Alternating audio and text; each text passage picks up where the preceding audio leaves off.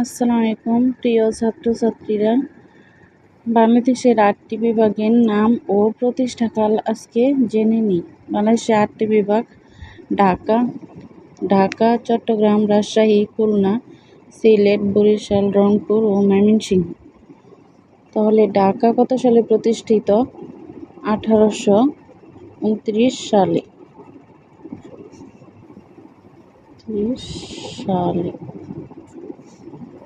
চট্টগ্রাম 1829 সালে। রাজশাহী 1829 সালে। খুলনা 1960 সালে।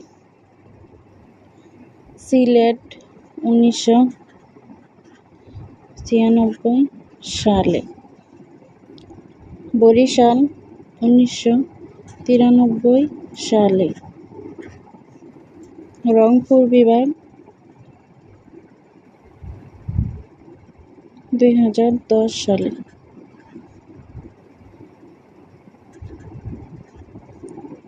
ময়মনসিংহ বিভাগ 2015 সালে।